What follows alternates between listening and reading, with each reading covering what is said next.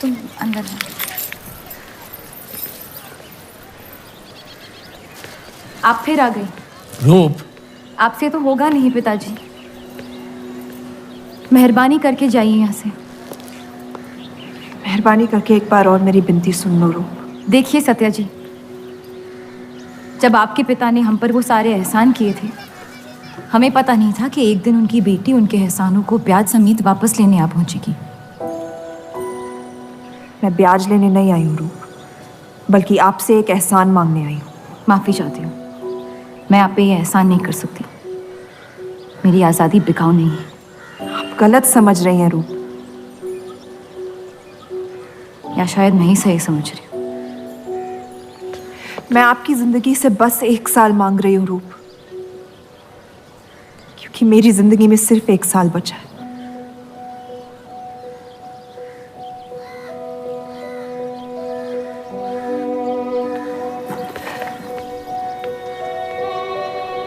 एक बार ठंडे दिमाग से सोच लो बेटा। वो बस यही चाहती है कि 1 साल के लिए तुम उन लोगों के साथ रहो। इसमें क्या नुकसान हो सकता है? एक बार चली गई तो कभी नहीं लौट पाऊंगी पिताजी। सत्या अच्छी औरत है। उन्होंने हमसे वादा किया है कि तुम्हारी बहनों का शादी होने तक ख्याल रखेंगे। इसीलिए पढ़ा लिखा के बड़ा किया था कि एक दिन सही दाम पे बेच पाऊं मुझे। रूप, कौन बाप अपनी बेटी को हुस्नाबाद जाके किसी अनजान घर में बगैर किसी रिश्ते के रहने पे मजबूर करता है? अगर हम जिंदगी भर लोगों के घर जा जाकर शास्त्रीय संगीत सिखाएं ना, तब भी तुम्हारी और तुम्हारी दोनों बहनों की शादी नहीं करवा पाएंगे। और एक बड़ी बहन होने के नाते तुम्हारा ये फर्ज है। हम जबरदस्ती नहीं कर रहे हैं बेटा। सत्या को हम बचपन से जानते हैं। वो हमसे बेहतर तुम्हारा ख्याल रखेंगे। बाकी फैसला तुम्हारे हाथ में।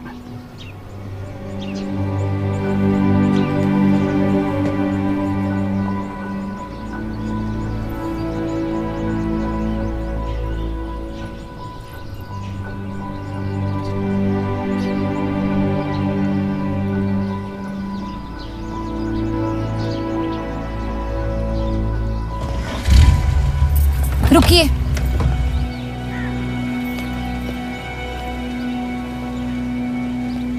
चलूंगी मैं आपके साथ, लेकिन मेरी एक शर्त है। आपके पति को पहले मुझसे शादी करनी पड़ेगी। मैं उस घर में सिर्फ आपके पति की पत्नी बनकर आऊंगी, उपपत्नी। रूप, मैं बस इतना चाहती हूँ कि जब तक मैं जिंदा हूँ आप मेरे पति को जान लो, समझ लो, ताकि आपके गुजरने के बाद आपके पति मुझसे शादी कर ले। कैसी पत्नी है आप? और अगर एक पल के लिए मैं आपके इस पागलपन में शामिल भी हो जाऊं, तो इस बात की जमानत कौन देगा कि आपके गुजरने के बाद आपके पति मुझसे शादी कर लेंगे? किसी भी वजह से अगर उन्होंने मुझे घर से निकाल दिया तो फिर कहाँ जाऊंगी मैं? क्या होगा मेरा? ये सब जानने के बाद कौन अपनाएगा मुझे? सोचा है आपने? मैं वादा वादा? जब आप ही नहीं रहेंगी तो आपका वादा निभाएगा कौन? तू शादी किए बगैर मैं उस घर में नहीं जाऊंगी।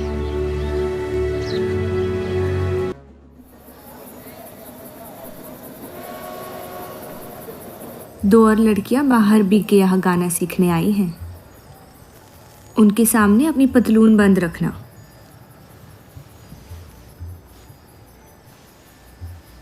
पता है, सारी हिंदू लड़कियां अमृतसर जाने की बात कर रही हैं। आप एक बार अब्दुल से बात कर ले, काफ़ी नाराज़ है। उस देव चौधरी ने लंदन से आते ही बंटवारे के खिलाफ आर्टिकल लिख दिया है। आज दूसरी शादी की उसने, दूसरी बीवी घर लाया है और लोग मुसलमानों को बदनाम करते हैं। देव चौधरी? हाँ मेरी जान, देव चौधरी। उसकी बीवी मर रही है और उसकी आखिरी ख्वाहिश थी कि देव दूसरी शादी कर ले।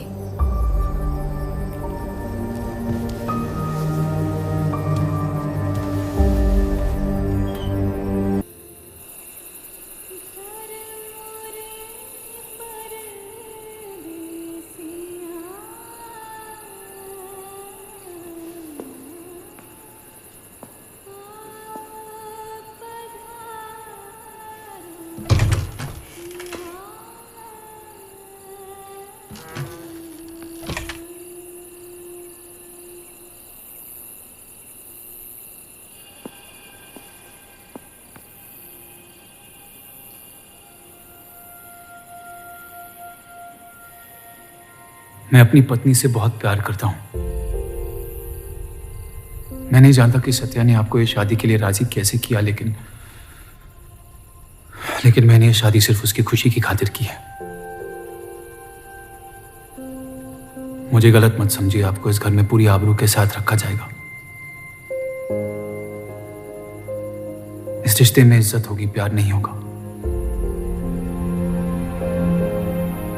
आप मुझसे जितनी कम उम्मीद रखेगी, तकलीफ उतनी कम होगी।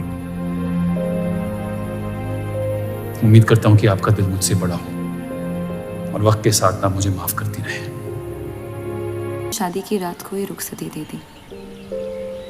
क्योंकि आपने एक ऐसे आदमी से शादी की जिससे आप कभी पहले मिली भी नहीं थी। बल्कि कई दिनों तक मैं जानती भी नहीं थी वो दिखते कैसे हैं।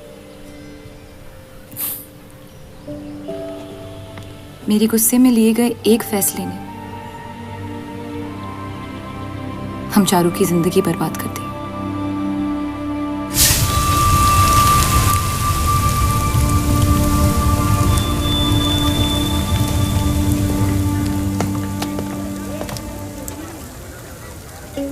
ऐसे जफर मियाँ, अगर आपको अपनी तलवारों से इतना ही इश्क है तो लोहारों की लड़ाई में शामिल क्यों नहीं हो जाते? उसी लड़ाई के लिए तो तलवारें बना रहा हूँ। बस इन्हीं तेज जुमलों से ना हीरा मंडी की औरतों के दिल काट रखे हैं आपने। कल मीटिंग में क्यों नहीं आए? एक और दिल कटने का इंतजार कर रहा था, उसे तोड़ना नहीं चाहता था।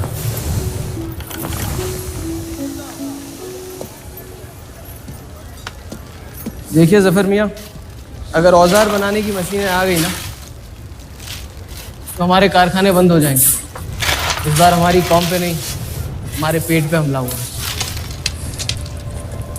एक तरफ अल्लाह अल्लाह करते हो और दूसरी तरफ डरते रहते हो। अगर हम मेहनत करें तो कभी बेरोजगार नहीं होंगे। और रही आपके आवाम हक पार्टी की मीटिंग और बंटवारे की बात, तो मैं हरामी। मुझे खुद के अब्बा ने उनका नाम तक नहीं दिया। जो आदमी अपने हक के लिए नहीं लड़ा, वो आवाम के हक के लिए क्या लड़ेगा? चलिए छोड़िए।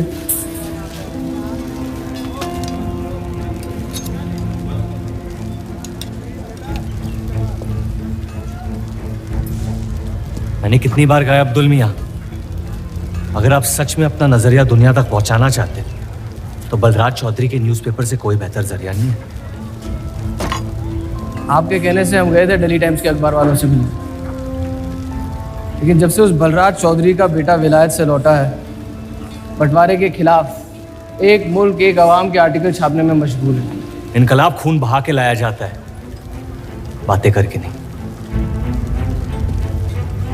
सही कहा आपने जफर मियाँ, बिल्कुल सही फरमाया। चलिए आ जाइए हमारी तरफ।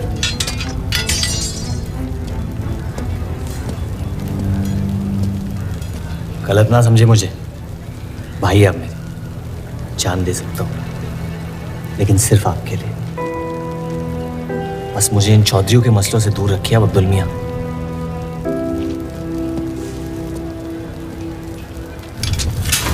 देव, आपको थोड़ा ख्याल रखना।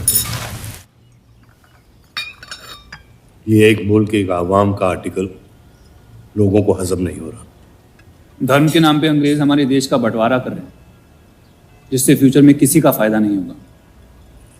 लेकिन उनके बिना हम अपना देश भी तो नहीं संभाल पा रहे। उसके बारे में क्यों नहीं लिखते हैं आप? वक्त के साथ हम सब सीख लेंगे, अगर साथ में रहे तो। इस मकसद का मसीहा तुम्हें किसने बनाया? मैं बस एक आवाज हूं जिसमें लोगों तक पहुंचने की ताकत है, या बहकाने की ताकत? या उन्हें सही राह दिखा रहा हूं, जिस सही राह में यकीन आप भी करते हैं, बस सियासत से डरते हैं। ये मत भूलिए कि हम यहाँ माइनॉरिटी हैं और मुस्लिम लीग दिन ब दिन ताकतवर होती जा रही है। आप अपने दिमाग से सोचें, दिल से नहीं। अगर मैं ऐसा कर पाता तो फिर बात ही क्या थी। कभी कभी दिमाग का दिल से हार जाना जरूरी होता है।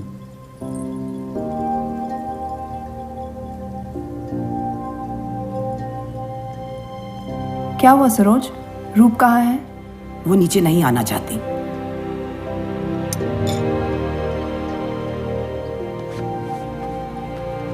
चलता हूं। कोई बात नहीं, उन्हें उनका नाश्ता कमरे में ही दे दे। जी। देव को हमेशा लगेगा कि मैंने उसके साथ ज्यादती की, लेकिन आपने जो किया है सही है। जिंदगी पर भरोसा रखिए, उसने जो उलझाया है वही खुद सुलझाएगी।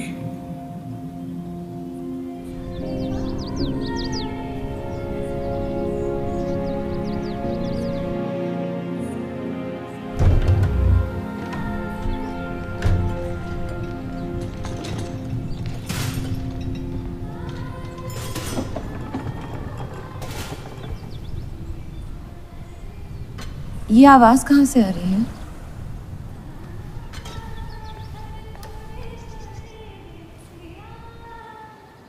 बहार बेगम की हवेली से।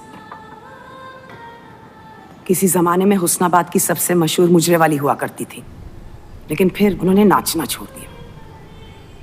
अब गाना सिखाती हैं।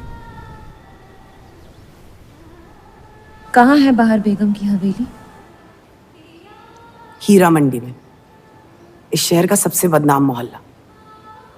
उस जगह का सिर्फ नाम लेने से ही लोगों के नाम खराब हो जाते हैं। अरे हम कह रहे हैं आपसे मुंशी साहब, हमारे जफर भाई से अच्छा लोहार पूरे हीरा मंडी में नहीं है। अभी पिछले साल ब्रिटिश आर्मी की तलवारें भी इन्होंने ही तो बनाई थी। ये वही हराम का पिल्ला है ना जफर? वो कहाँ से आए हैं उससे क्या फर्क पड़ता है? आप उनका काम देखिए ना।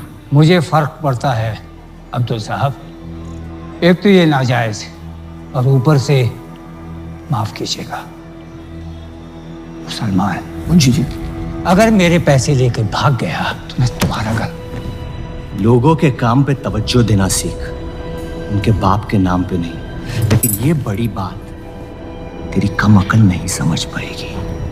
छोड़ दे, छोड़ दे जफर, मैं कह रहा हूँ जफर छोड़ दे। छोड़ दे जफर।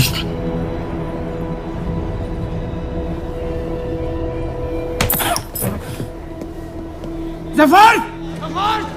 वो लिहाज तो है नहीं इन लोगों में। अरे एहसान मान हम लोगों का, जो तुझ जैसे हरामियों को अपने मोहल्लों में रहने देते हैं। एक तो ये हमारी वजह से हीरा मंडी में पड़ रहे हैं, और ये क्या कर रहे हैं? कचरा बढ़ा रहे हैं, कचरा।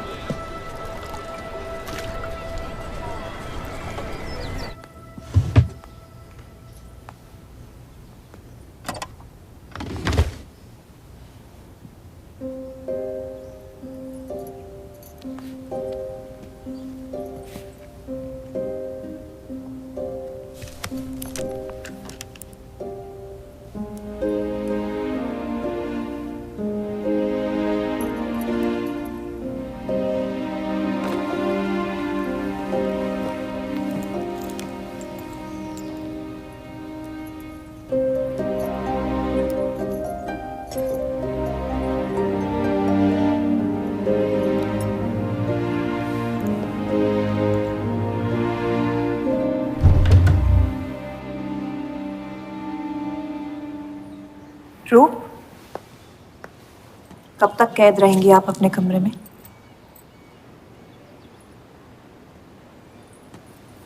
अब आप शादीशुदा हैं, आपकी भी कुछ जिम्मेदारियां हैं इस घर में। किसकी तरफ? आपके पति की तरफ, जो सिर्फ आपसे प्यार करते हैं। हम दोनों ने एक दूसरे को देखा तक नहीं है। मेरी एक ही जिम्मेदारी थी, अपनी बहनों की तरफ। वो मैंने ये शादी करके निभा लिया। देव के अखबार में काम करना शुरू कर दो, उनके साथ थोड़ा वक्त बिताओ, देखना सब कैसे बदलने लगेगा। मैंने घर पर बात कर ली है। सबका कितना ख्याल रखती हैं आप। मैं आपकी दुश्मन नहीं हूँ रूप, बस अपने बाद आपकी जिंदगी को बेहतर बनाने की कोशिश कर रही हूँ। पता है, मेरे माँ बाप को लगता था कि लड़कियों को पढ़ाना लिखाना फजूल है, वरना अगर मैं पढ़ी लिखी होती तो इतने बड़े अखबार में काम करने का मौका कभी नहीं गंवाती। मैं फिर रियाज शुरू करना चाहती हूँ। बिल्कुल, करना भी चाहिए। अगर आप चाहो तो मैं अभी एक अच्छे गुरुजी का इंतजाम करवा सकती हूँ। नहीं, मैं हीरा मंडी जाके बहार बेगम से सीखना चाहती हूँ।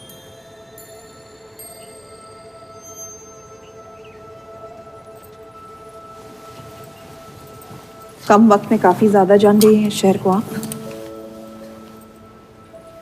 पर इस घर के उसूल को नहीं जानती। आप संगीत सीख सकती है मगर हीरा मंडी कभी नहीं जा सकती।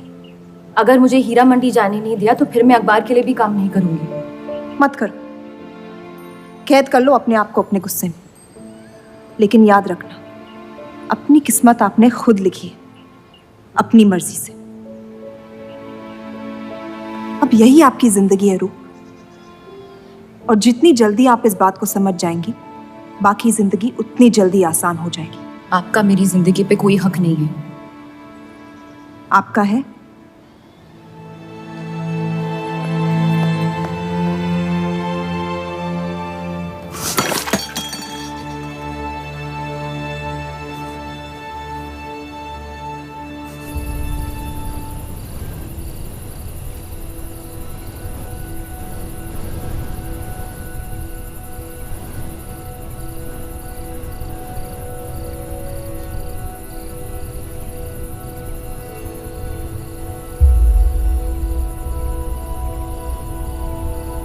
हरगिज़ नहीं। बाबा, मैं रूप को जानती हूँ। एक बार उसने अपना मन बना लिया फिर वो किसी की नहीं सुनती। वो इस घर की बहू है और उसे भी सबकी तरह इस घर के उसूलों की इज्जत करनी पड़ेगी।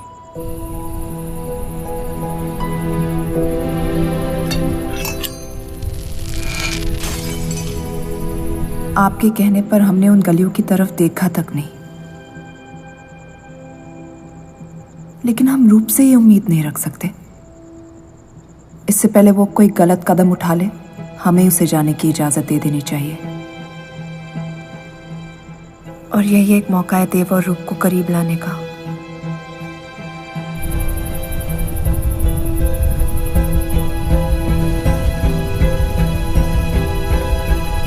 रूप, ये क्या कर रही हैं आप? रूप। हाँ, भाभी जी आपको बुला रही हैं।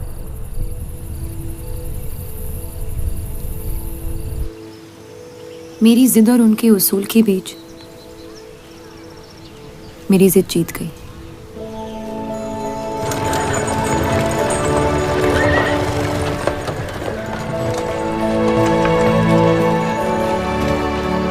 देव चौधरी की ये एक मुल्क एक समाज वाली बातें सुनने में तो बहुत अच्छी लगती, लेकिन गौर फरमाई, एक तरफ ये बंटवारे के खिलाफ है और दूसरी तरफ ये स्टील के कारखाने लाने की कोशिश कर रहे हैं।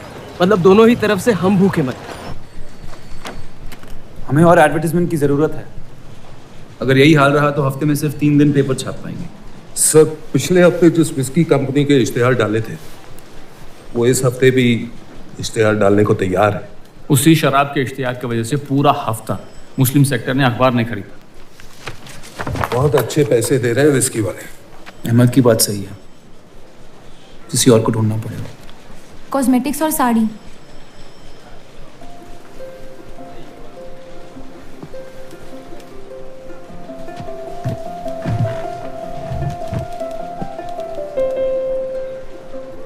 काजल और कपड़ों से तो किसी को एतराज नहीं हो सकता।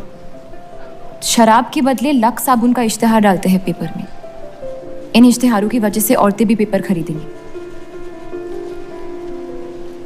माफी चाहती हूँ, बस ख्याल आ गया तो बोल दिया। मैं देव चौधरी से मिलना चाहती हूँ। और आप कौन? रूप, उनकी पत्नी।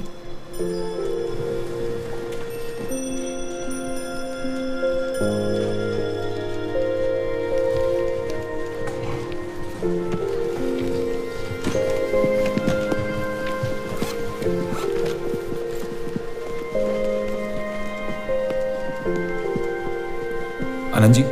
हाँ जी। इन्हें इनका डेस्क दिखा दीजिए। जी।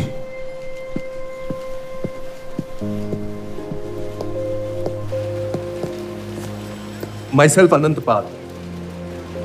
नमस्ते। वैसे ये कौन है?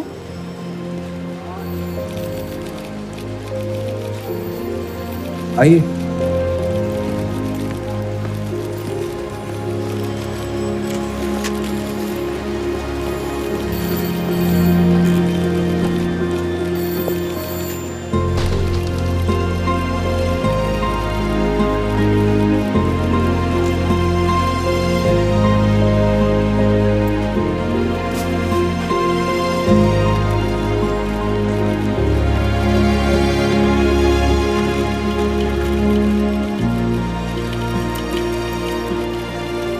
कमाल है, पति पत्नी एक दूसरे को जानते तक नहीं। निकाह हुआ है इनका शायद।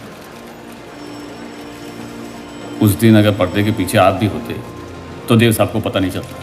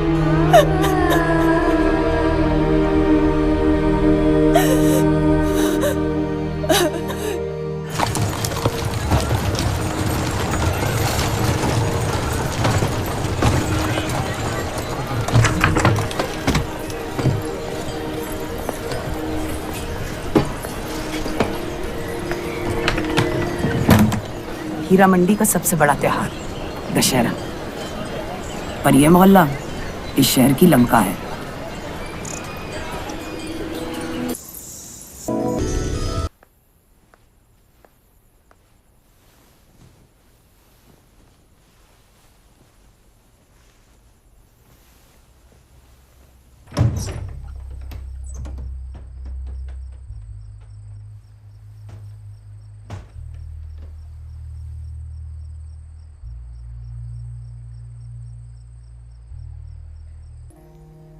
एक अरसे के बाद ऐसी आवाज सुनी है जिसमें दर्द भी है और सुकून भी। अपना फैसला बदलने के लिए शुक्रिया। अभी तो सिर्फ तारीफ की है, शुक्र बेइज्जती का करते हैं, क्योंकि असली काबिलियत उसी से मिलती है।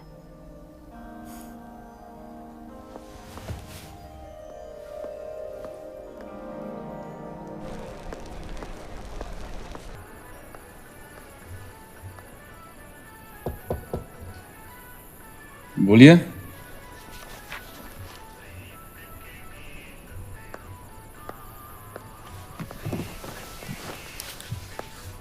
आपसे ऑफिस में बात करनी थी, लेकिन मौका नहीं मिला।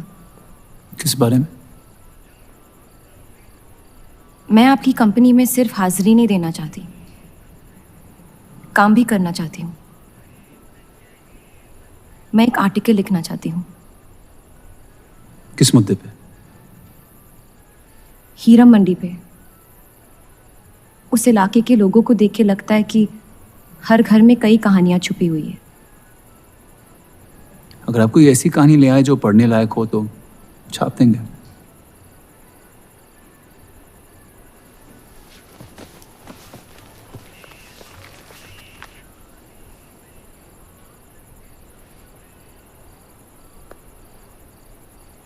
मैं जानती हूँ हम दोनों इस रिश्ते में गिरफ्तार हैं, और इसमें मेरा हाथ भी है। बस आपको बताना चाहती हूँ कि मेरे आपसे या इस रिश्ते से कोई अरमान नहीं है। ये शादी नहीं, समझौता है, और आप जब चाहे इससे रिहा हो सकते हैं। मैंने कभी इस शादी को तोड़ने का जिक्र नहीं किया है, लेकिन आपके ख्यालात जान के खुशी हुई। शुक्रिया।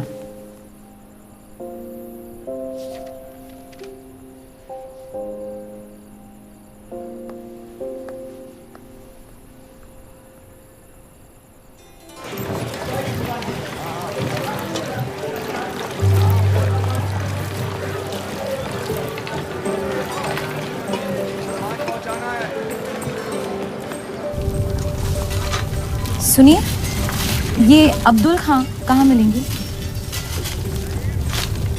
जफर भाई, एक मुलाकात ने लौटने में मजबूर कर दिया।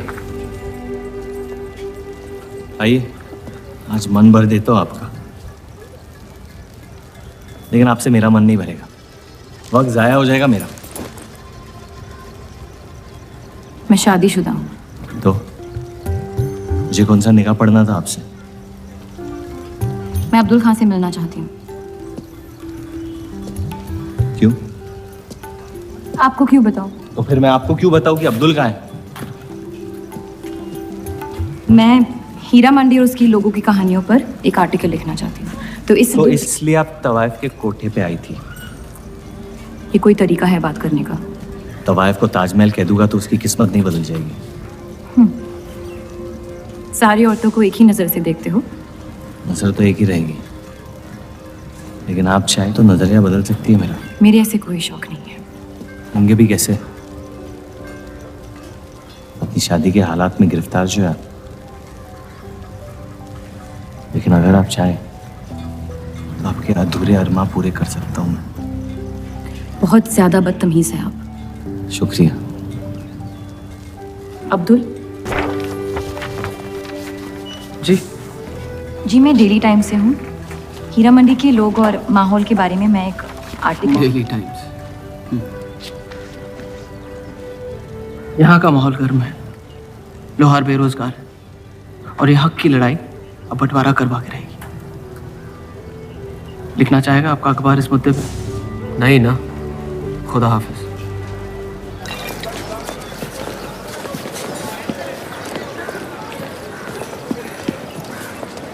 क्या चाहिए? उसका जवाब मत देना। बस पूछना चाहता हूँ, आपका काम हो गया? आपको अचानक क्या हो गया? नहीं, वो अब्दुल मियाँ बड़े तंग मिजाज के, पूरा दिन बंटवारे के लड़ाई में उलझे रहते हैं। हमें क्या लेना? जब तक हमारा इलाका हमारा है, सब ठीक है। चलो, शुक्र है कम से कम अपने इलाके की तो इज्जत करते हैं आप। मुझ पे यकीन करना मुश्किल हो सकता है, जानता हूं। और क्यों है इस इलाके से इतना लगाव? खूबसूरत लड़कियां रहती हैं यहाँ। खूबसूरत भी और आसान भी।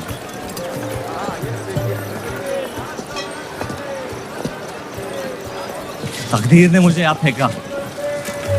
जिंदगी कुचलने ही वाली थी, लेकिन इस सड़क ने मुझे बचा लिया, चलना सिखा दिया। मेरी फतेह हो गई और नाम पड़ गया जफर।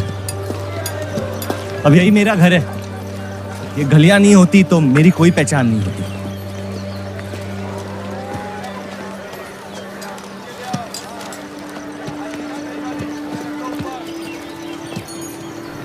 मुझसे बेहतर हीरा मंडी को कोई नहीं जानता। तो रुक। बहुत अच्छा है आपका, माशाल्लाह।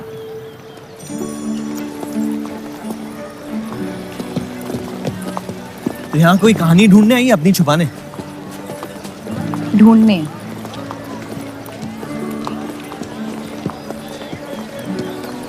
अपनी शादी में खुश हैं आप?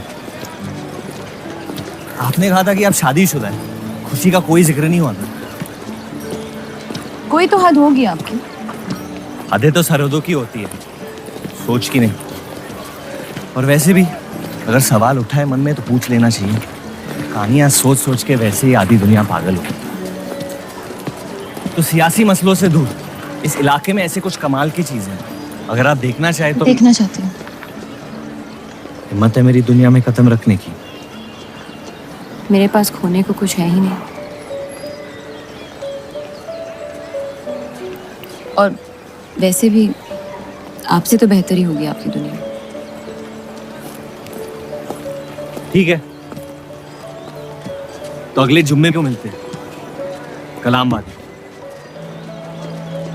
फिक्र ना करें, मैं इजाजत या कीमत के बगैर औरतों को हाथ नहीं लगाता।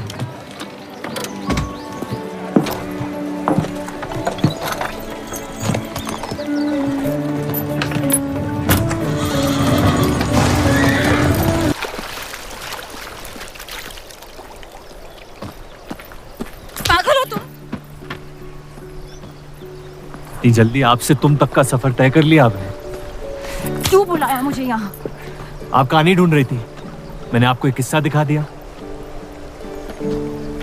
डर गई? क्यों? तुम मर सकते थे। मौत हक है, और मुझ जैसे नाजायजों के पास ना कोई खास मकसद होता है, ना ही आपकी तरह कुछ खोने को होता है। इसलिए मौत से डर नहीं लगता। जिस दिन मोहब्बत हो जाएगी, मकसद भी मिल जाएगा और मौत से डर भी लगने लगेगा। अफसोस, आपकी ख्वाहिश शायद कभी पूरी नहीं हो पाएगी। मजा आता है मुझे इस खेल में। मैंने तुम जैसा नमूना कहीं नहीं देखा। है ही नहीं मुझ जैसा मैं कहीं।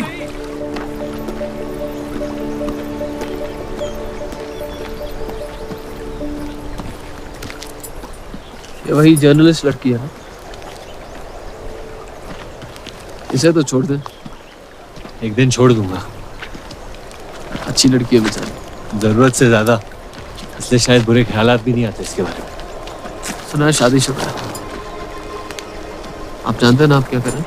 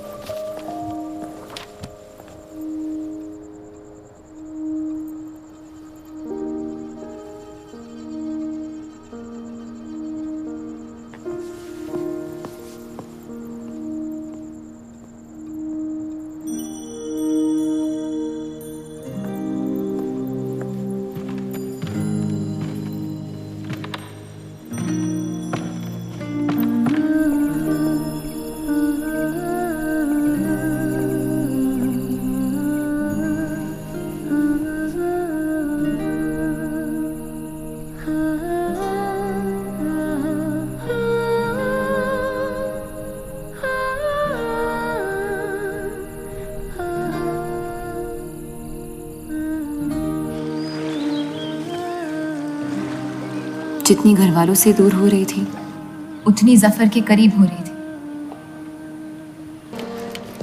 ये छापने लायक नहीं है।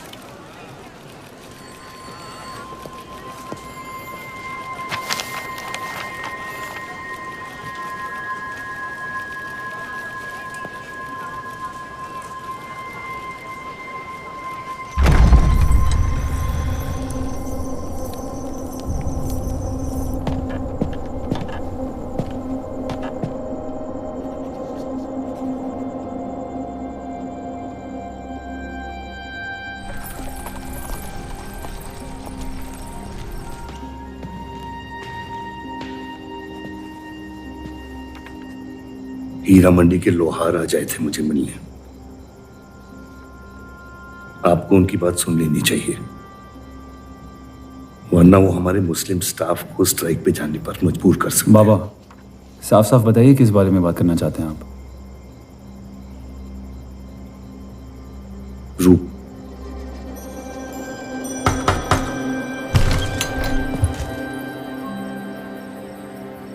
तो वाइफ आजकल घर तक आती है मुजरा करने। माफी चाहते हैं, हम गलत पते पे आई है। रूप को बख्श दे जफर। कब तक असलियत से मुंह फेरते रहोगे? जब तक असलियत जिंदा रहे। आप ही से सीखा है। आपको अचानक रूप की इतनी फिक्र क्यों हो रही है? इस सब में रूप की कोई गलती नहीं है। इस सब में मेरी भी कोई गलती नहीं थी।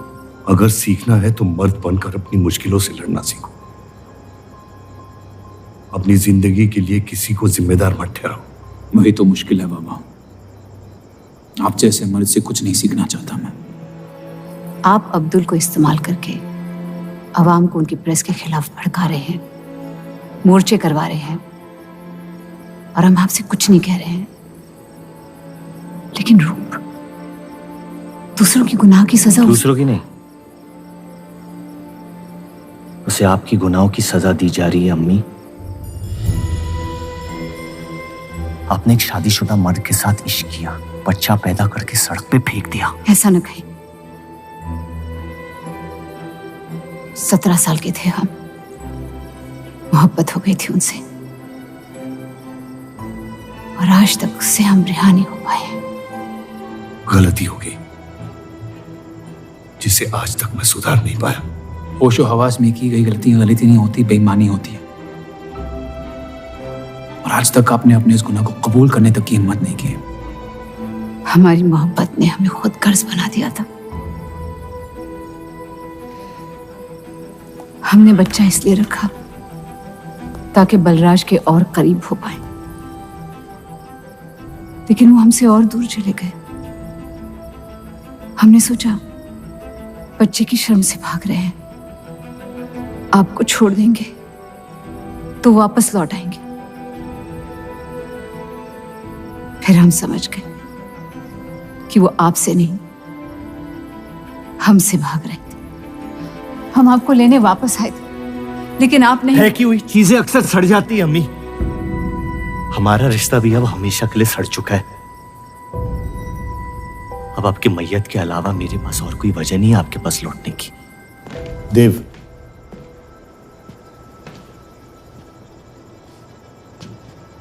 बस एक बात कहना चाहता हूं। मेरी भी शादी जबरदस्ती हुई, इसीलिए मैंने इस घर के बाहर प्यार ढूंढने की कोशिश की। कहीं रूप के साथ ऐसा ना हो जाए। कोशिश करो अपने इस रिश्ते को निभाने की। सब आपकी अक्ल के नहीं होते पापा। कम से कम मैं रूप की इज्जत करता हूं। आपने मां की कभी इज्जत नहीं की, और उसकी पूरी जिंदगी ये सोचने में निकल गई कि शायद उनमें कोई कमी थी। आपके बच्चे तक को कबूल करने को तैयार थी। पता नहीं इतनी हिम्मत कहां से लाती थी वो।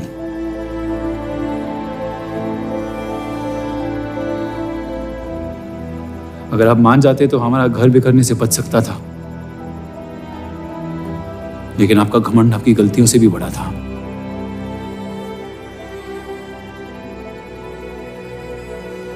उस लड़के की कोई गलती नहीं है,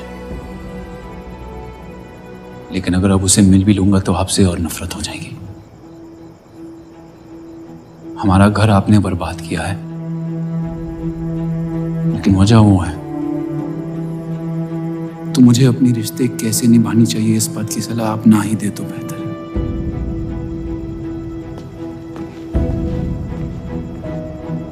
बलराज चौधरी ने अपने जायज बेटे को मेरे हिस्से की दौलत, शोहरत और इज्जत दे दी, तो बदले में मैं उसके बहू को छीन लूंगा।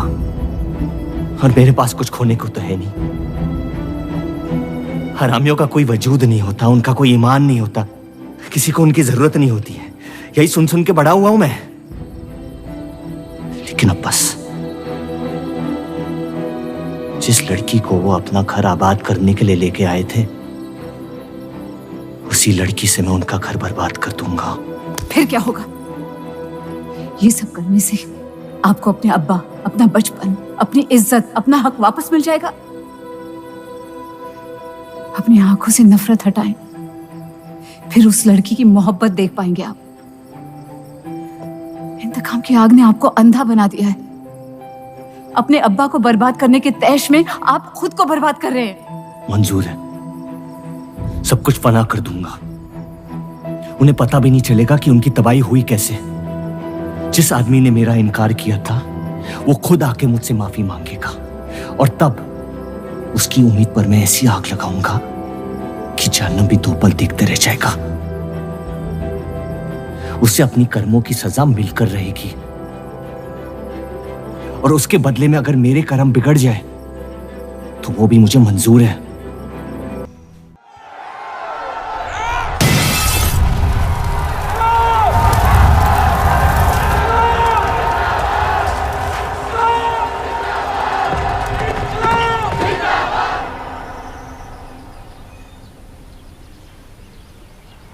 जफर को हीरा मंडी में पहचानते सब थे, लेकिन वो है कौन ये कोई नहीं जानता था।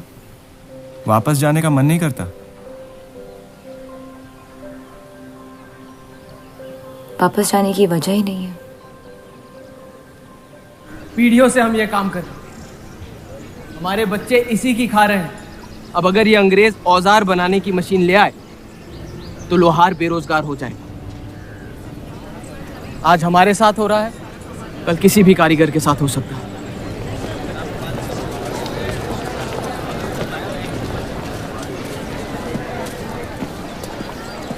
आपके कहने पे हमने चौधरी की फैक्ट्री से भी कारीगर बुलाए थे।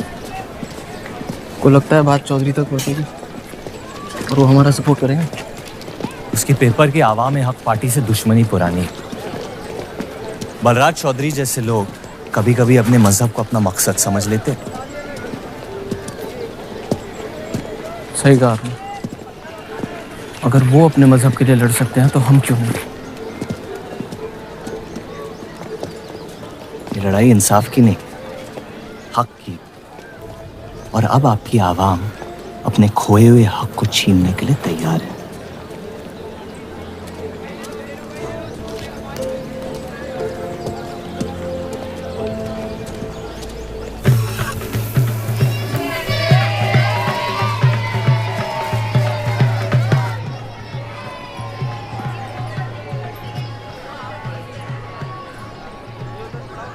सत्या चौधरी मरने वाली है। गुजरने वाली, कैंसर की बीमारी से।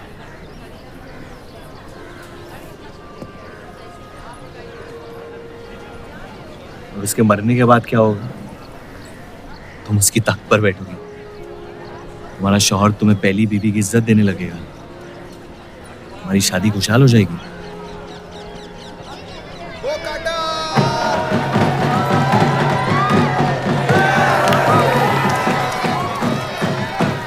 ये त्योहार बहुत पसंद हुआ करता था मुझे। फिर क्या हुआ?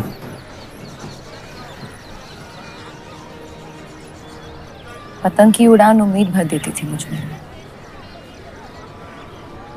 अब सिर्फ कटी पतंगों पे ध्यान जाता है मेरा। यहाँ के लोग अपने पतंगों से बेहिसाब इश्क करते हैं, लेकिन इन्हें अपनी उड़ाने से ज्यादा दूसरों के गिराने में मजा आता है। तुम हर चीज में बुराई ढूंढते हो। हाँ, अगर तुमने मेरी जिंदगी जी होती ना, शायद तुम समझ पाती कि मेरी नजरों में इतना अंधेरा क्यों होता है। हालात सबकी जिंदगी में आते हैं, लेकिन कड़वा मन अंत में जहर बन के हम ही को जंग लगा देगा। जब किसी और की बर्बादी अपनी जीत जैसी लगे तो हमसे ज्यादा बर्बाद और कोई नहीं है इस दुनिया में।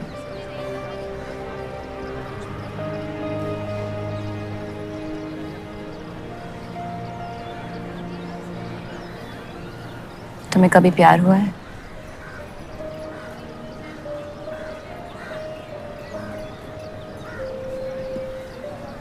मैं इश्क लड़ाता बहुत तो इन पतंगों की तरह, लेकिन इश्क से कटता नहीं।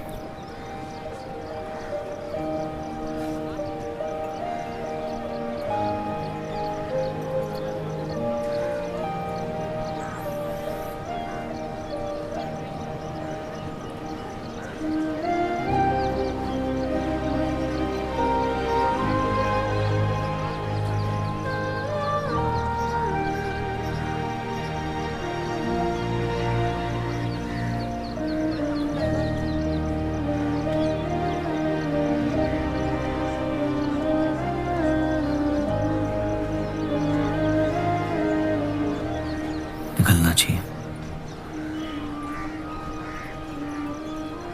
वरना ये शाम हमसे आगे निकल जाएगी।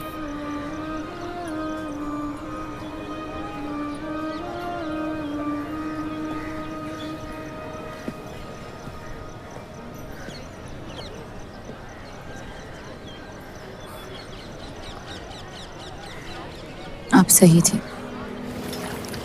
मेरे अंदर कुछ बदल गया है। सफर की वजह से मुझे लगता है मुझे। आप शादीशुदा हैं। वो शादी नहीं सौदा है। सोचना गलती है, लेकिन उस पर अमल करना गुनाह है। आप आपके अलावा और किसी को नहीं पता। मुझे लगा आप समझेंगी। कोठा चलाते इसका मतलब ये नहीं कि धोखा देने के लिए हमसे इजाजत ली जाए। मैं आपकी बेइज्जती नहीं करना चाहती थी।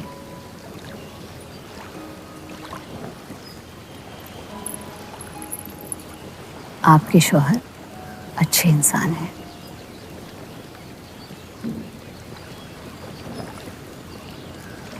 सिर्फ अच्छाई काफी होती है पूरी जिंदगी बिताने के लिए।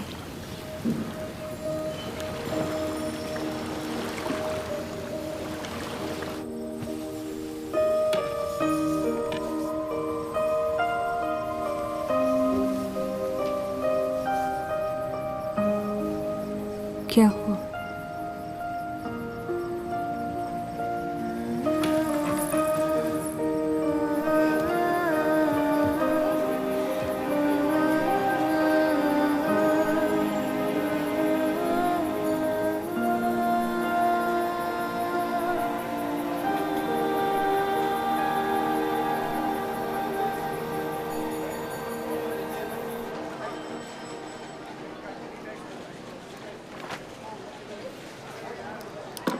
मुझे कुछ वक्त चाहिए सोचने के लिए। सोचना क्या है?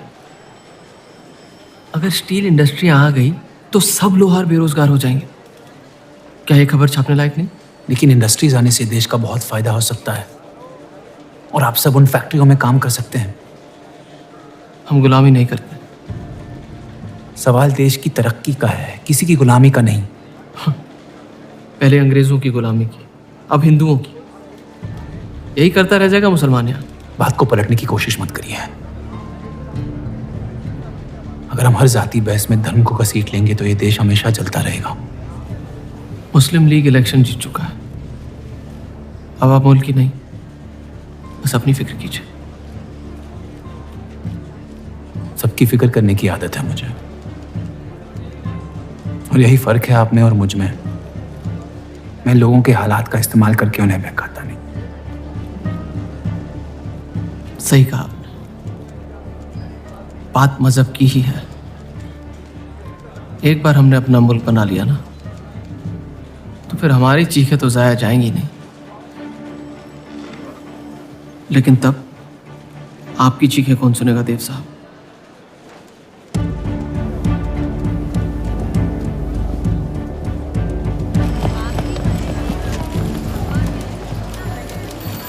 ये देव चौधरी की तीसरी बीवी है।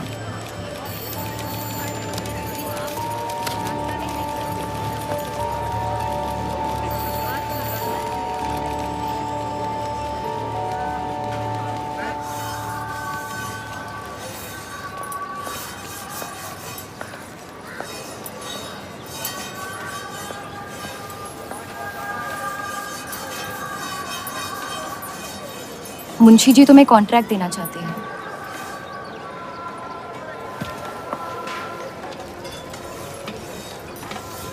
और बदले में तुमने उन्हें क्या दिया? सिर्फ हिंदू होने की वजह से तुम्हारी बात मान ली उन्होंने? मैं खैरात नहीं लेता। मैं मदद कर रही हूँ, खैरात नहीं। और मैंने मांगी थी मदद आपसे। जैसा हूं ठीक हूं।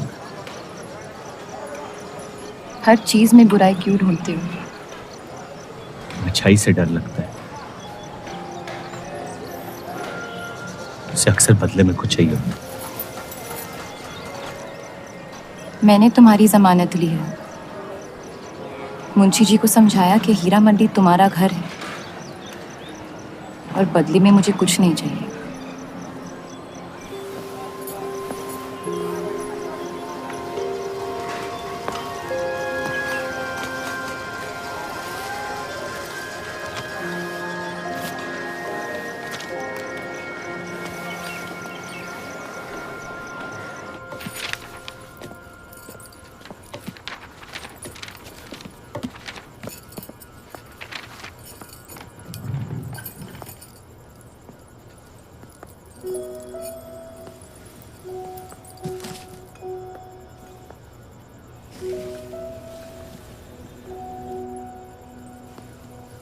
पढ़ना पसंद है?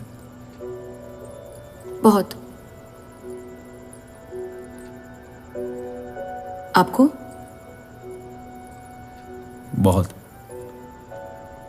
वो कैबिनेट मिशन का आर्टिकल बन गया? नहीं, कुछ बात नहीं बन रही है। शायद वो हमारा आखिरी आर्टिकल हो जिससे आप एक मुल्क एक अवाम की सोच को आगे बढ़ा सके।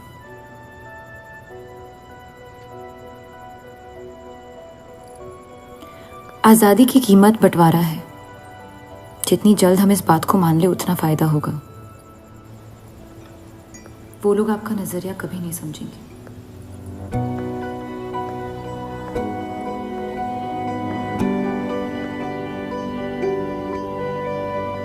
उनके शौहर को देखा कभी आपने?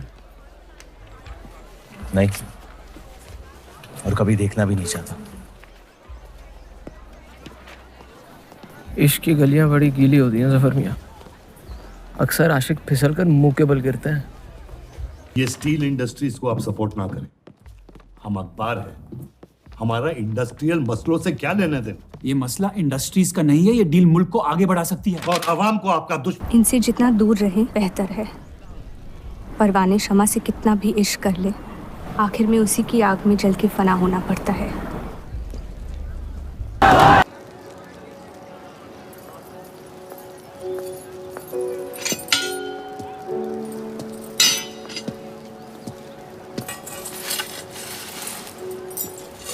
मुझे देख के रास्ता क्यों बदल देते हो? तुम्हें शहर दिखाने में इतना मशगूल हो गया था कि अपनी जिंदगी के रास्ते भूल गया। मैं हुस्नाबाद छोड़ के जा रही हूँ।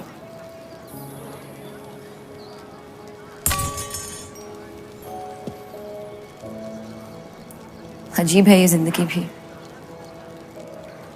पहले मुझे यहाँ आना नहीं था और अब यहाँ से जाना नहीं है। मुझे यकीन है कि तुम्हारे शौहर जहाँ तुम्हें लेके जाएंगे तुम वहाँ खुशी ढूंढ लोगी। मैं उनसे प्यार नहीं करती, ना ही वो मुझसे करते हैं।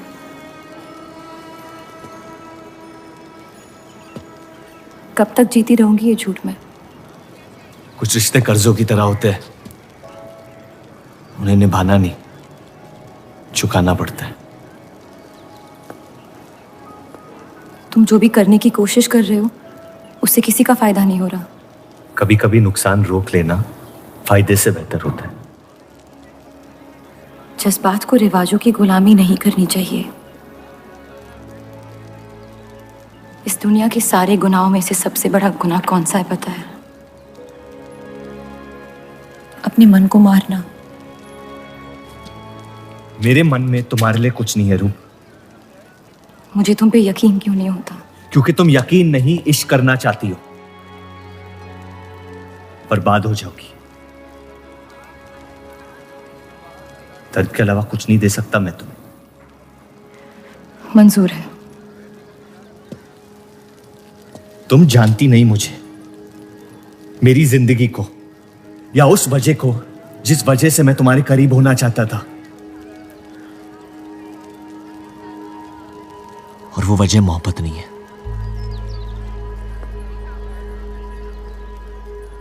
प्यार ना करने की 1000 वजह मिल सकती है डर के बाजार में, लेकिन प्यार करने की सिर्फ एक ढूंढनी होती है अपने दिल में। मुझे अपनी वजह मिल गई है, बाकी तुम्हारी मर्जी।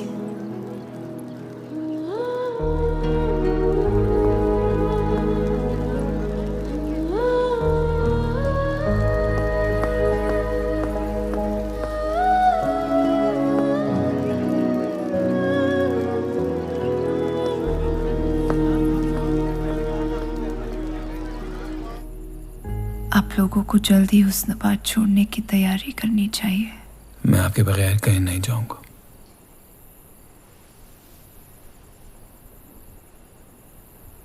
मैं तो जा रही हूँ आपके बगैर। डॉक्टर ने कहा अब भी आप ठीक हो सकती हैं। अपने आशिक की आंखों में देखते हुए मरना बहुत कम लोगों को नसीब होता है।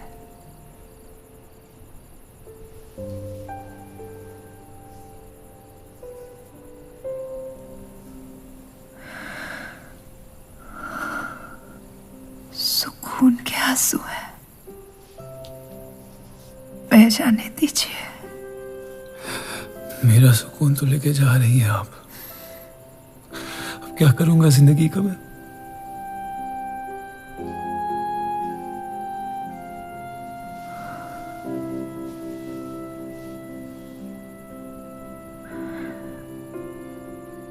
पिछले कुछ दिनों से रूप से एक अजीब सी जलन हो रही है, अच्छी जलन।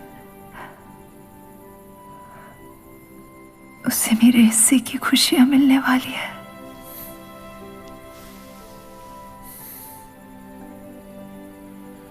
आपकी जगह कोई नहीं ले सकता। मैं उसे अपनी जगह देना चाहती हूँ।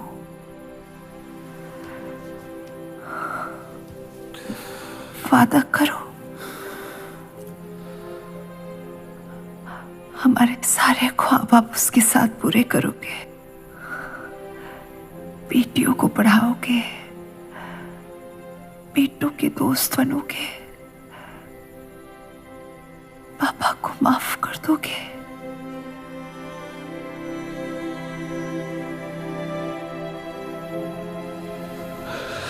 मुझे मत छोड़ो सत्या, रुक जाओ।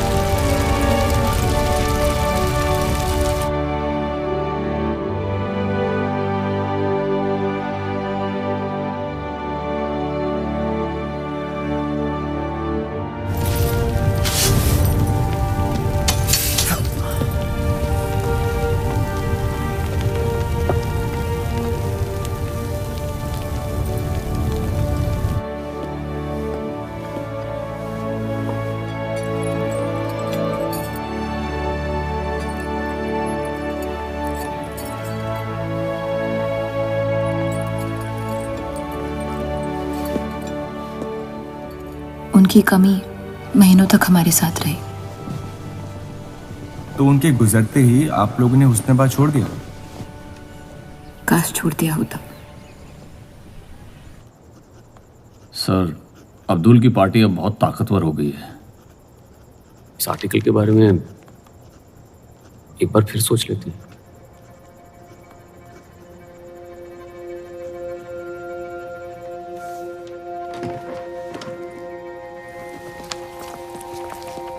ईद मुबारक। आपको भी। क्या वो जानते हैं वो क्या करने जा रहे हैं? वैसे ही हवा में हक के लोग हमारे खून के प्यासे हैं। इस आर्टिकल के बाद यहाँ के लोहार हमें जिंदा जला देंगे।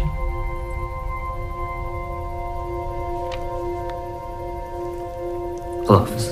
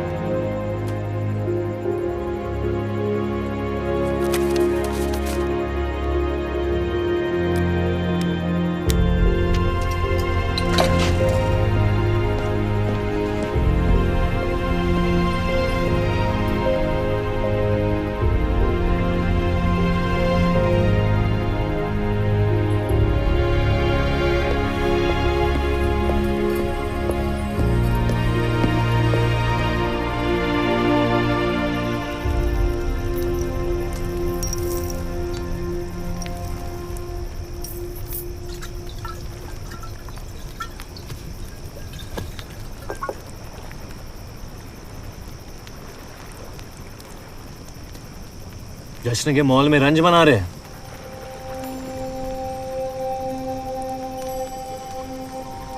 किसने कहा मैं रंज मना रहा हूं? जश्न में लोग मिलकर शराब पीते हैं। तनाश शराब रंज में पी जाती है।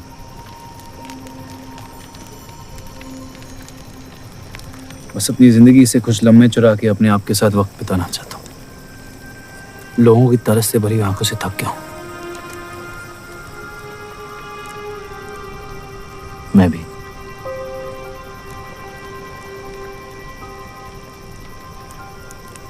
तो आपके रंज का राज क्या है? आपके हाथ में ना शराब है, ना आप जश्न में शामिल होना चाहते हैं।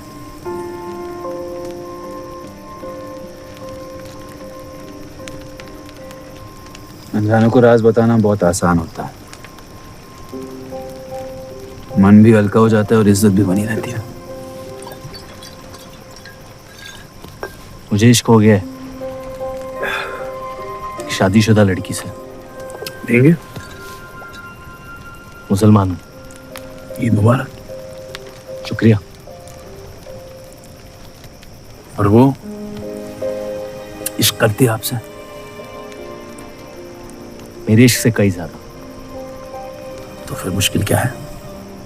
काश आप उसके शोहर होते, ये किस्सा यही निपट जाता।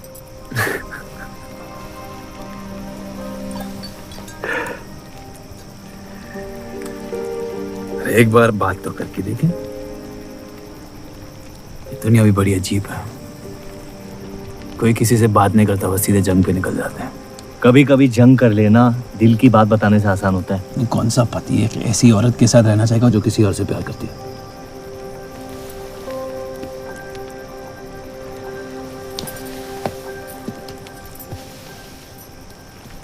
लेकिन इसमें एक और राज है। वाह वाह, मैं कहानी सुनने आया था, आपने कटहरा खड़ा कर दिया।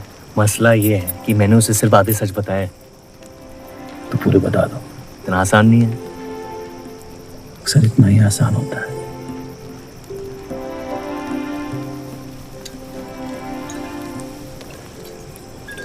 खैर, आपकी कहानी क्या है? बस अपनी टूटी हुई किस्मत के टुकड़े समेट के आगे निकल जाना चाहता हूँ, लेकिन पता नहीं शुरुआत कहाँ से करूं। पहला टुकड़ा जिस जख्म से हुआ उसे ढूंढिए, बाकी टुकड़े अपने आप मिल जाएंगे।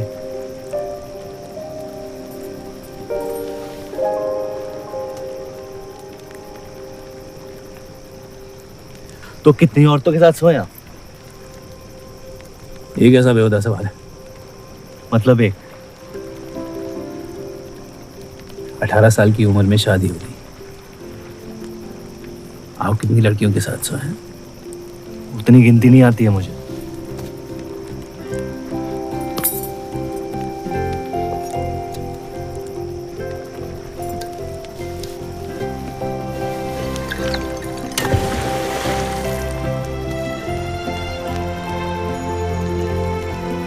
कभी जिंदगी में चीखे आप? आइए, आज गला फाड़ के जिंदगी को बोल देते हैं, उसके धोखों से हारेंगे नहीं हम।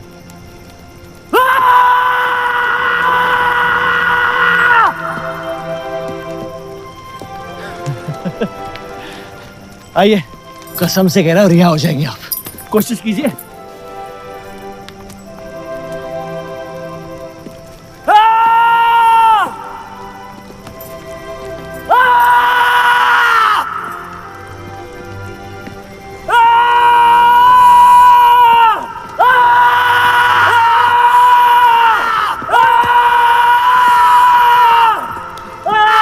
बस बस बस।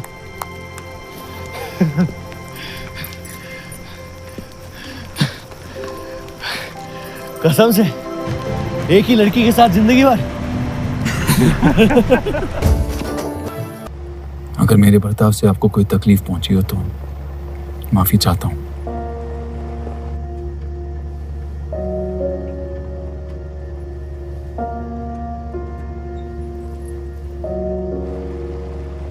अब या तो आप अलग हो सकती हैं या इस शादी को एक और मौका दे सकती हैं।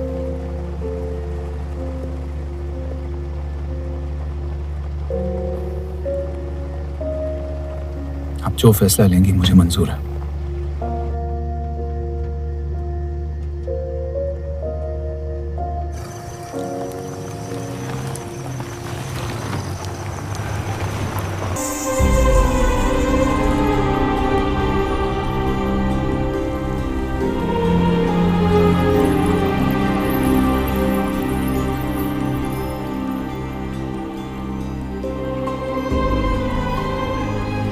आपके कोठे के दरवाजे हमेशा खुले रहते हैं? हमें कुछ भी छुपाने की जरूरत नहीं है। हम ये शहर छोड़ के जा रहे हैं। अलविदा तो आप बहुत साल पहले कह चुके हैं। बताइए, आज कौन सी तकलीफ देने आए हैं? वक्त बदल गया, लेकिन आप नहीं बदली बाहर जान। अब अपने बेटे को इस्तेमाल करके आप हमारे खानदान को तबाह करना चाहती हैं। समझाइए उसे, रूप हमारी बहू है। खुदा के मजाक का भी जवाब नहीं। जिस आदमी ने इतनी जिंदगियों का तमाशा बनाया, आज वो अपनी इज्जत बचाने के लिए गुजारिश करने आए हैं। वक्त ने आपको भी नहीं बदला बलराज साहब। हमने आपको साफ साफ समझाया था कि हमारा रिश्ता गलत था, लेकिन आप सच्चाई बर्दाश्त नहीं कर पाई और जिंदगी भर हमसे धोखा करने का तमाशा करती रही। तो क्या यही कहकर तसल्ली देते रहे आप अपने आप को? रिश्ता गलत था तो क्यों बार बार लौट के आते थे हमारे दरवाजे पे? मोहब्बत आपको भी हुई थी बलराज साहब, लेकिन समाज के डर से एक दिन अचानक कूड़े की तरफ फेंक दिया हमें। घिन आती है आपकी खुदगर्जी पर। मेहरबानी करके यहां से निकल जाइए।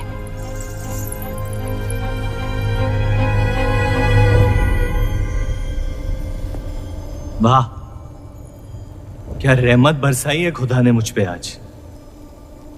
बरसों बाद अम्मी को मिलने आया था, साथ में अब्बा भी मिल गए। एक तरफ बहार बेगम जिसने मुझे फेंक दिया, और दूसरी तरफ बलराज चौधरी जो कल तक मुझे कबूल नहीं कर रहा था और आज मुझसे भीख मांगने आया है। क्या चाहते हो तुम? कि हम तुमसे अपने खानदान की इज्जत की भीख मांगे? छोड़ दो उन्हें। लेकिन वो काम तो आपका है, अपनों को छोड़ देना। आपको क्या पता है खानदान क्या होता है? वैसे भी माशाअल्लाह सिर्फ अल्लाह जानते कि मेरे कितने भाई बहन घूम रहे हैं। मेरा सिर्फ एक खानदान है जिसे मुझे तुम दोनों से बचाना है। तो फिर कह दो अपनी बहू से कि मुझसे इश्क करना छोड़ दे।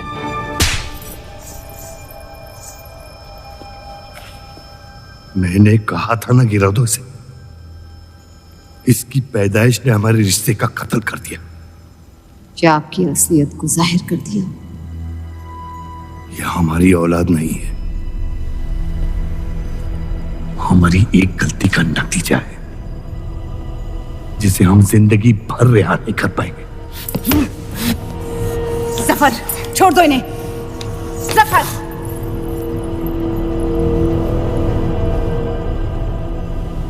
हमारे साथ जो भी करना है कर लो, लेकिन हमारे गुनाहों की सजा हमारे बेटे को मत दो। उसने कुछ नहीं बिगाड़ा तुम्हारा। मेरी मुलाकात हुई थी उससे आज। सब कुछ है उसके पास, खुशी के अलावा। उसे दुनिया से बचाने की कश्मकश में आप उसे प्यार देना भूल गए। मेरी जिंदगी का एक ही मकसद था, आपको इस हाल में देखना। लेकिन रूप सही कहती है, जब किसी और की बर्बादी अपनी जीत सी लगे तो आपसे ज्यादा बर्बाद और कोई नहीं है इस दुनिया में। मैं जानता हूं कि आप मुझे कभी कबूल नहीं करेंगे, लेकिन ये इनकार भी नहीं कर सकते क्योंकि मैं हूं तो आप ही का हिस्सा। बस मुझे अपने बेटे के हिस्से से रूप दे दे। मोहब्बत करता हूं उससे, इसके अलावा और कुछ नहीं मांगूंगा। रूप और देव की शादी से दूर रहो सफर, वरना अंजाम पूरा होगा। रूप की मोहब्बत मेरा हक है जिसके मालिक आप नहीं हैं, और ये हक मैं लेके रहूंगा। जफर,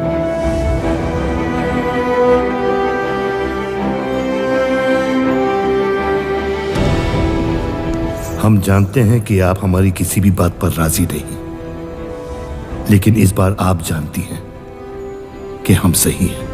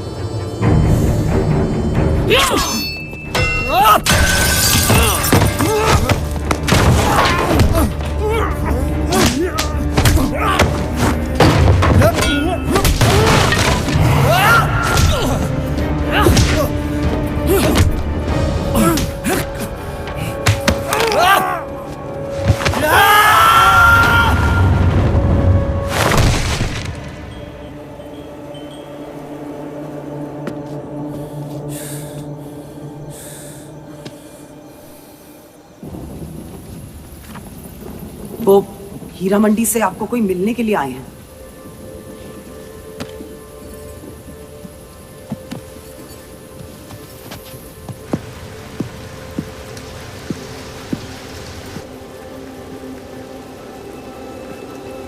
क्या हुआ मियाँ?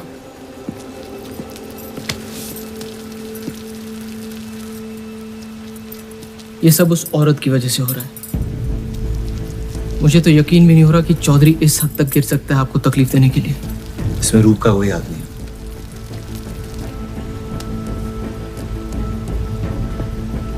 इश्क का अंधापन अक्ल के दरवाजे बंद कर देता है।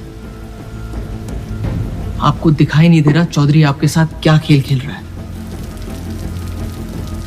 लेकिन मैं अंधा नहीं हूं। आप चाहें तो उसे माफ कर दीजिए, लेकिन अब आपका बदला उस औरत से मैं लूंगा।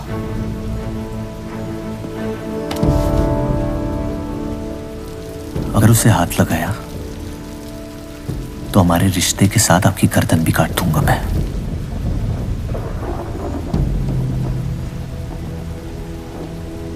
मोहब्बत अक्सर गलती करवाती है, कहा था हमने।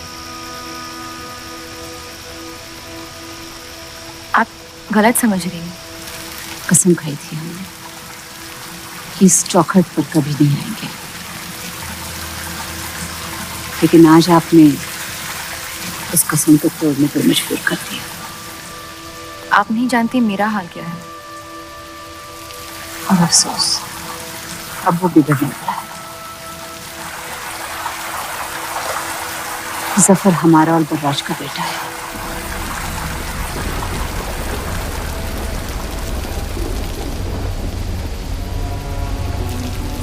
उसने आपका इस्तेमाल किया है इस घर को बर्बाद करने के लिए। वो मोहब्बत करता है मुझसे, देखा है मैंने उसकी आंखों में।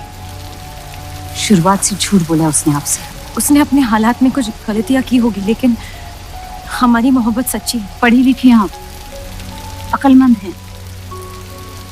हीरा मंडी का लड़का है वो। उसकी जिंदगी में बिस्तर के बाहर किसी भी औरत की कोई कीमत नहीं है।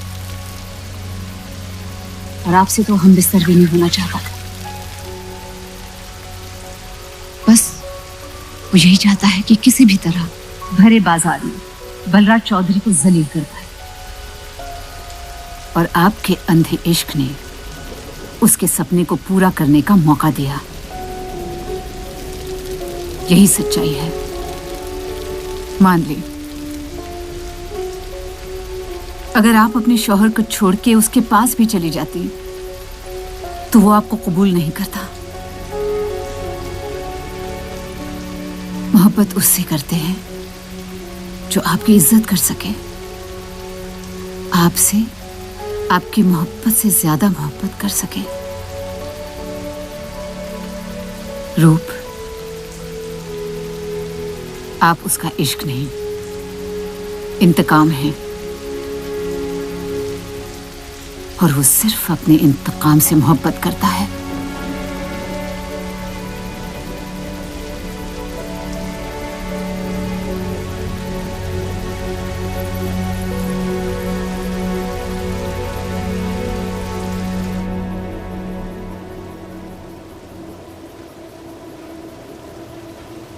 खानदानी लड़ाई जीतने के लिए आपने इतने साल हमें सियासी जंगों में फंसा दिया। सही कहते हैं सब, हरामियों का कोई ईमान नहीं होता।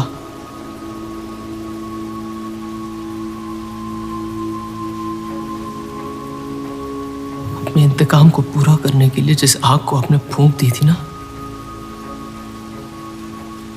अब उसी आग से ये शहर जला दूंगा। अब आप अपने अमाल का अंजाम रोक नहीं पाएंगे।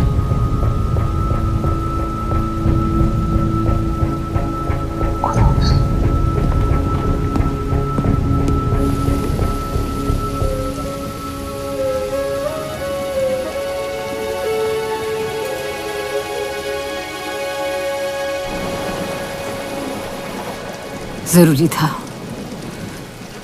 जफर हमसे नफरत शुरू से करते हैं। थोड़ी और कर लेंगे, लेकिन इस तरह उनकी जान तो बच जाएगी। क्या फायदा जान बचाने का जब आपने जीने का मकसद ही छीन लिया। नाजायज मोहब्बत का अंजाम अक्सर तबाही होता है।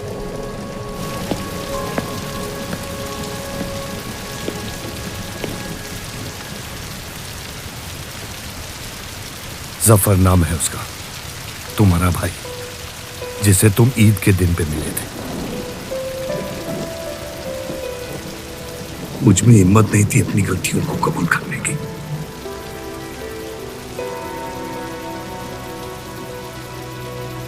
माफ कर दो मुझे।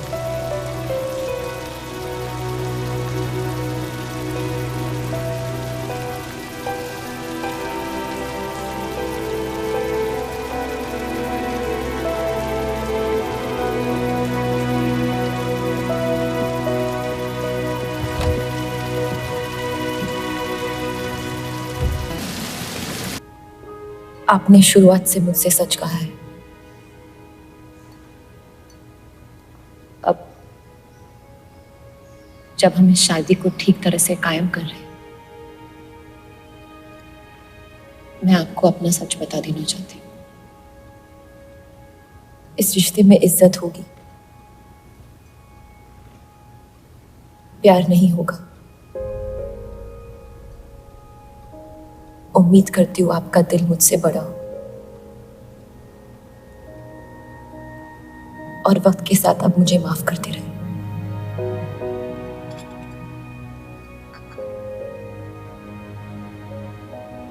आप किसी से प्यार करती थी?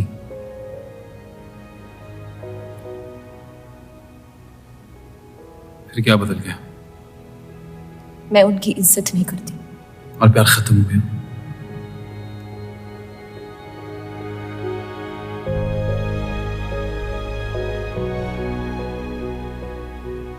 आपने कहा आप इस रिश्ते को कायम करना चाहती हो। अब क्यों?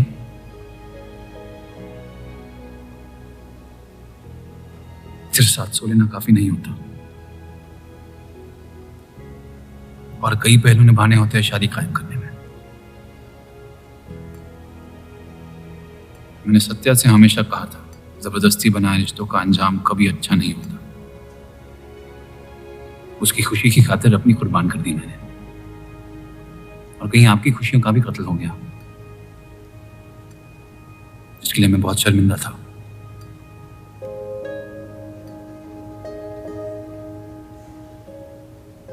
वक्त के साथ वो शर्मिंदगी शायद चाहत में बदलने लगी।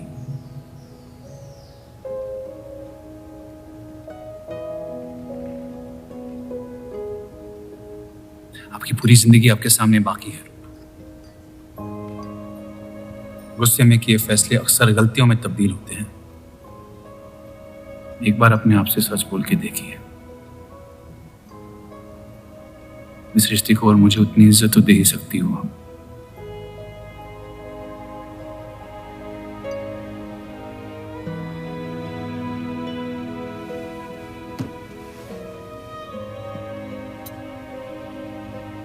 पति पत्नी का रिश्ता रिवाजों से नहीं, प्यार से बंधना चाहिए।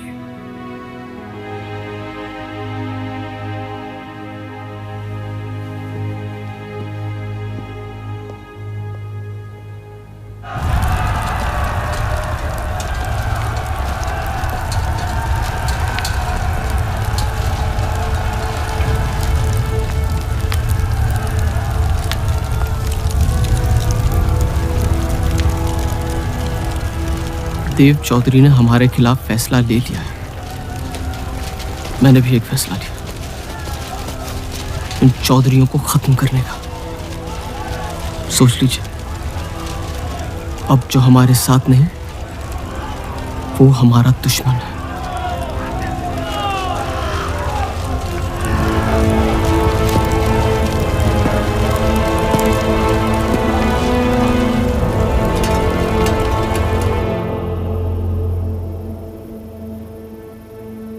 सरोज जी,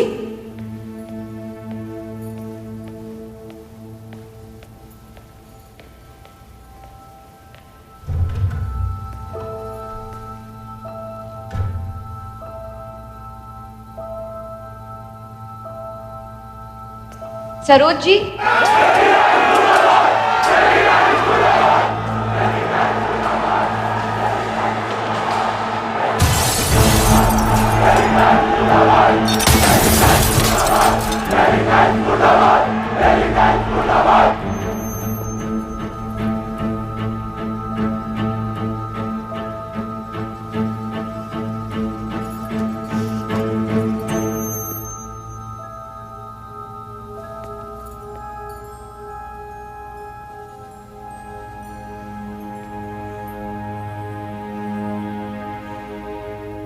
माफ कर दो मुझे।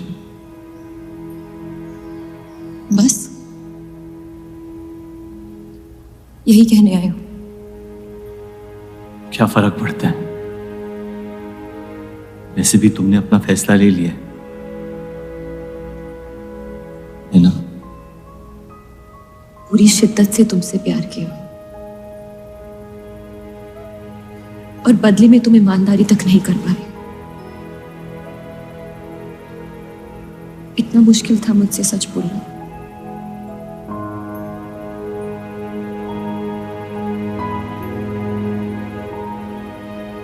पूरी जिंदगी दिल में एक चीज भर के रखी थी, नफरत। सबको धोखा दिया ताकि अपने अब्बा से इंतकाम ले सकूं। तुमने मेरे नफरत को बेघर कर दी और मेरे दिल में मोहब्बत भर दी। तो मेरे दिल को बदल रही थी, मैं डर गया तुम्हारी मोहब्बत से,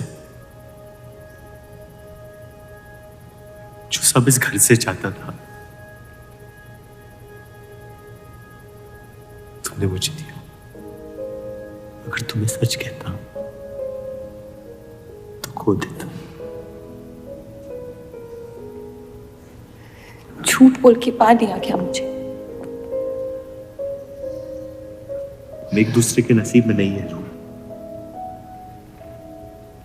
यही खुदा की मर्जी। तुम्हें कभी मुझसे प्यार हुआ ही नहीं? अगर मुझे इसका जवाब देना पड़ा तो तुम्हारी मोहब्बत में सवाल उठ जाएंगे।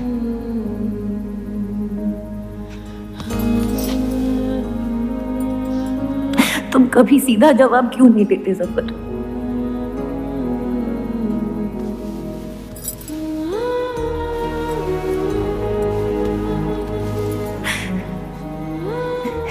एक बार कह दो, एक बार कह दो मोहब्बत करते हो मुझसे।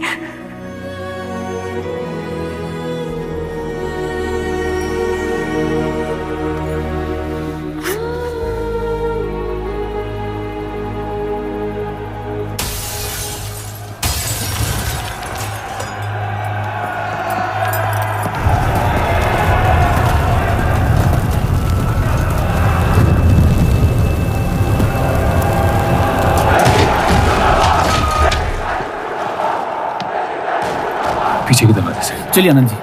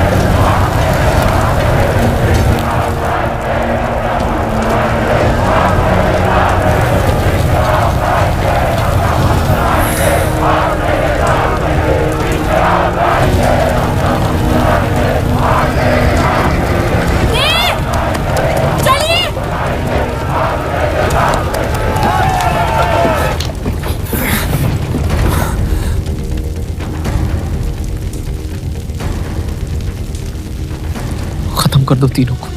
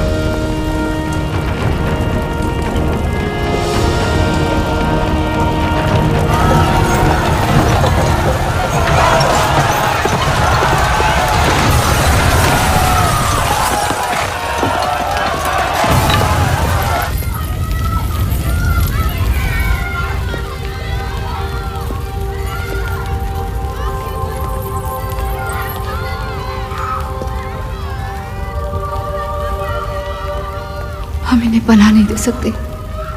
सारे हिंदुओं को मुसलमानों के घरों में ढूंढा जा रहा है। ये यहाँ सलामत नहीं है। आप इन्हें स्टेशन ले जाइए। चलो हमारे साथ। हम अपनी हिंदू लड़कियों को छोड़कर नहीं जा सकते। अब चलिए मेरे साथ अम्मी। जहाँ हमारी पैदाइश हुई थी शायद वही हमारी मौत आएगी। जाइए, अब जाइए।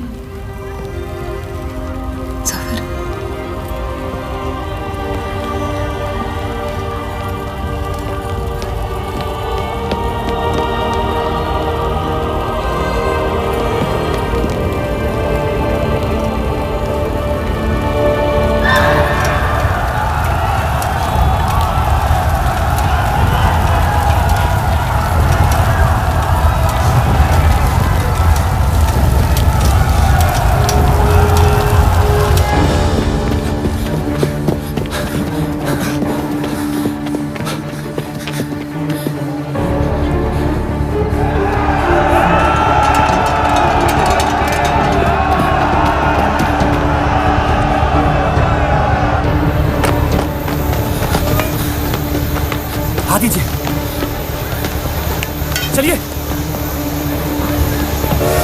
इस तरफ।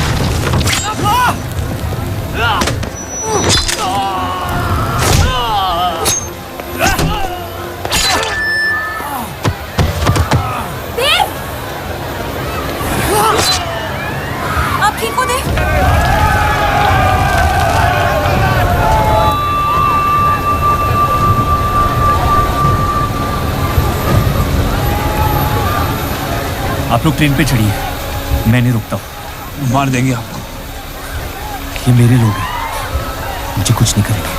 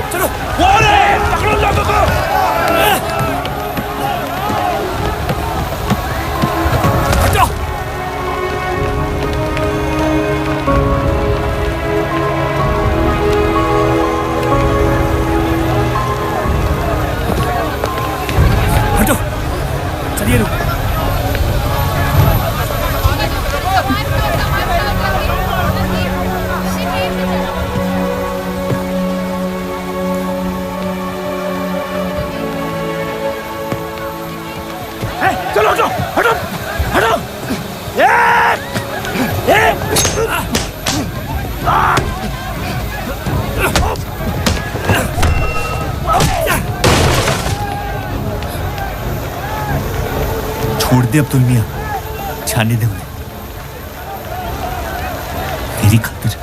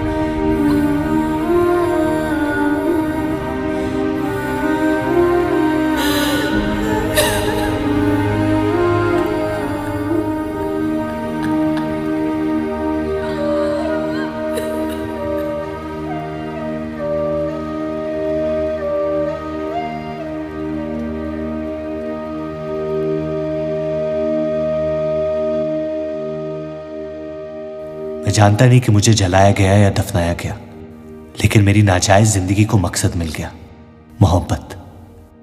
और वो मोहब्बत हमेशा जिंदा रहेगी।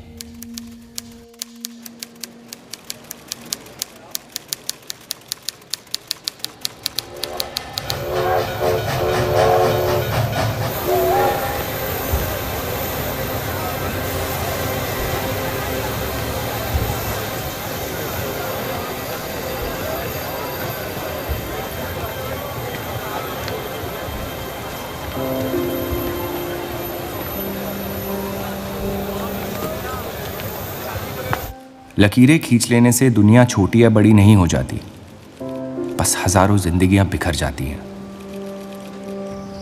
अक्सर उन बिखरी हुई जिंदगियों में दिल टूटने का गम दो लोगों को जोड़ देता है।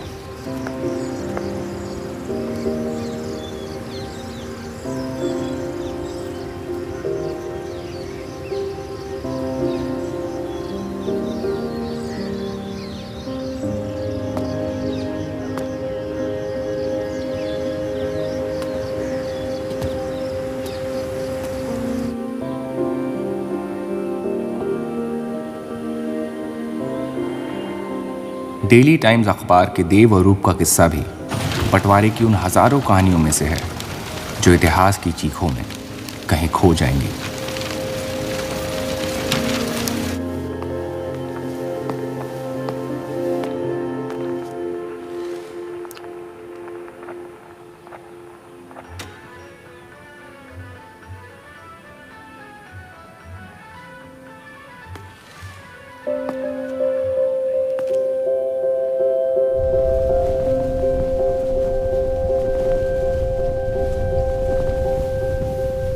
मोहब्बत और नफरत दोनों के रंग लाल हैं,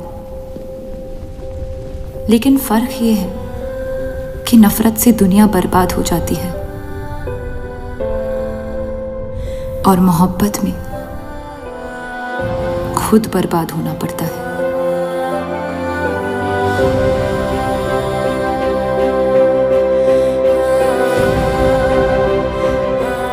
फिर भी कलंक अक्सर मोहब्बत पे लगते हैं।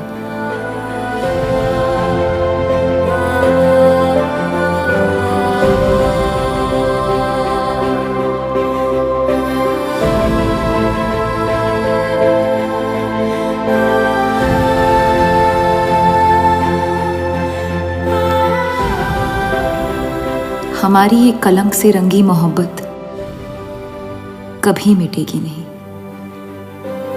हमारे अंदर हमेशा मौजूद रहेगी।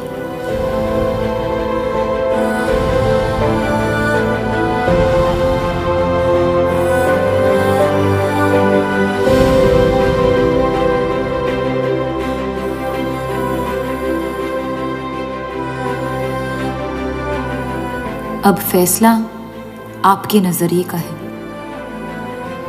आपने इस कहानी में क्या देखा? कलंक या मोहब्बत?